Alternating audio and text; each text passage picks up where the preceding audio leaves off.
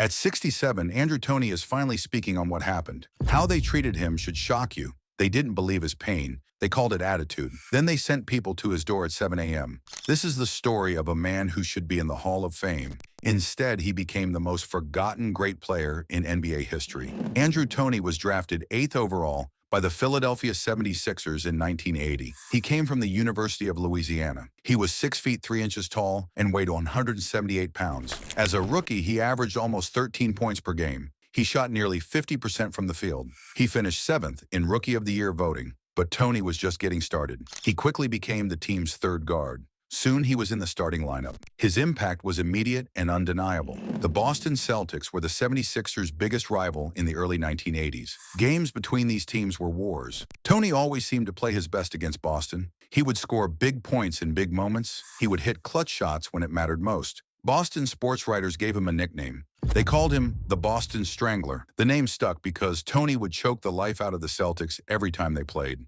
In late 1981, he scored 35 points against Boston in a regular season game. In the playoffs that year, he scored 26 points in Game 1 and 35 points in Game 2. Both games were played in Boston, but his most famous performance came in 1982, Game 7 of the Eastern Conference Finals. Toney scored 34 points and led the 76ers to victory over Boston. The Celtics knew they had a problem. They even traded for defensive specialist Dennis Johnson, partly to try to stop Toney. His playoff average against the Celtics was almost 20 points per game. Celtics player M.L. Carr said Toney's passing ability made him even harder to guard. Larry Bird and Sidney Moncrief said Toney was as good as Michael Jordan on offense. Bob Ryan from the Boston Globe called him the most forgotten great player in NBA history. The 1982-83 season was Toney's peak. He averaged 20 points per game. He played alongside future Hall of Famers Julius Erving, Moses Malone, Bobby Jones, and Maurice Cheeks. The 76ers won the NBA championship.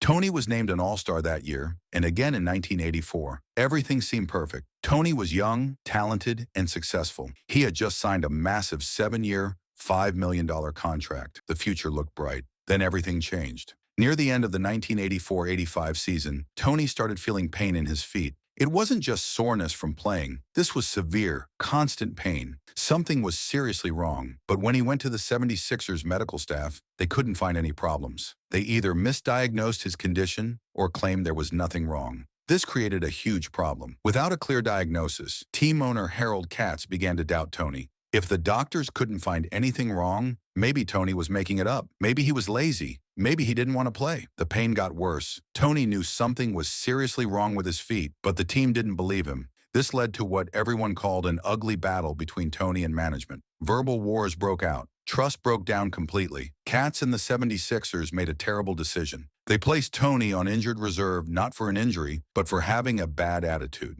Think about that. A 2-time All-Star was benched because management thought he was faking his pain. The situation got even worse. Toney said he was ordered to play or face suspension. The team wanted their money's worth from his big contract. Dr. Joseph Torg, reportedly under instruction from Katz, made a shocking statement. He said, "I have instructed Andrew to resume his career, and we have labeled his return as trial by battle." The owner wanted his star player out there earning his huge salary as the playoffs approached. The bottom line was getting gloomier and gloomier. They didn't care about Toney's pain. They only cared about their investment. But Toney's pain was real. When he finally hired a private doctor, the truth came out. He had stress fractures in both feet. He also had bone spurs in his ankle. The outside doctor confirmed what Toney had been saying all along. He had been playing on 2 broken feet. The 76ers medical staff had failed completely. They either missed obvious injuries or chose to ignore them. Now their skepticism looked foolish. Their treatment of Toney looked cruel. The damage was already done. The ugly battle had destroyed the relationship between Toney and the organization. But things were about to get even worse. In 1985, Toney faced another humiliation. 2 NBA employees camped outside his house all night. At 7 a.m., they knocked on his door. They demanded he take a drug test immediately. This was based on unsubstantiated rumors. There was no real evidence, just whispers and gossip. Toney believed the 76ers were behind this harassment.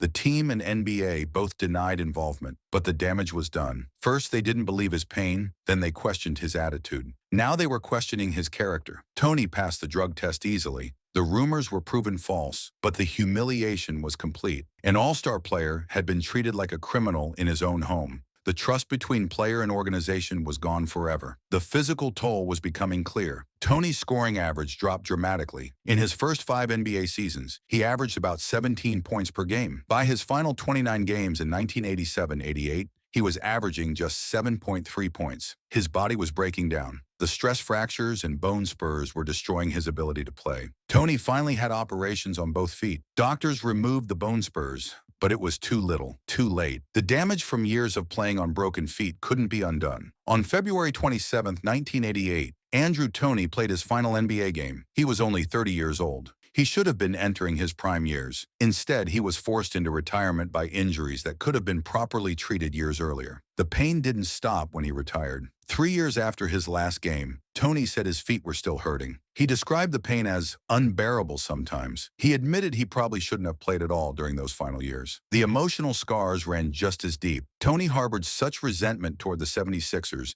that he refused to set foot in their arena. From his retirement in 1988 until 2012, he never attended a Sixers game. That's 24 years of staying away from the team he helped bring a championship. The only time he returned was in 2012, when the 1983 championship team was honored. Even then, it took 24 years for the wounds to heal enough for him to come back. This wasn't just about one player's bad experience. The same pattern would repeat itself years later with Markelle Fultz, another 76ers guard. Once again, a player reported injuries that the team struggled to diagnose. Once again, there were whispers about mental problems and motivation. The 76ers hadn't learned from their mistakes with Toney. The lesson is simple but important. When a player says he is hurt, you should believe him. You should support him. This is especially true when injuries are hard to diagnose. Organizations need to give their athletes the benefit of the doubt. Player health must come before team performance or financial concerns. Andrew Toney's story is a tragedy. A potential Hall of Fame career was cut short by organizational failures. Poor medical care, broken trust, and misplaced priorities destroyed one of the most talented players of his generation. But Toney found a way to rebuild his life. He worked as a scout for the Miami Heat. He became an elementary school teacher in Georgia. He worked as an instructional coach and community mentor. His son Channing followed his footsteps and played college basketball at UAB. Toney showed remarkable resilience. After experiencing the adversarial, profit-driven world of professional basketball, he chose to work in education and community service. He found new purpose helping others, especially young people. Today at 67, Andrew Toney's story serves as a cautionary tale. It shows what happens when organizations put money before people, when they doubt their players instead of supporting them, when they choose profits over health and trust. The Boston Strangler deserved better. His talent was undeniable. His contributions to the 1983 championship were crucial. But poor injury management and broken relationships stole his chance at basketball immortality. Andrew Toney should be remembered as one of the great guards of the 1980s. Instead, he became a forgotten legend, whose story reminds us that in professional sports, the human cost of organizational failures can last a lifetime.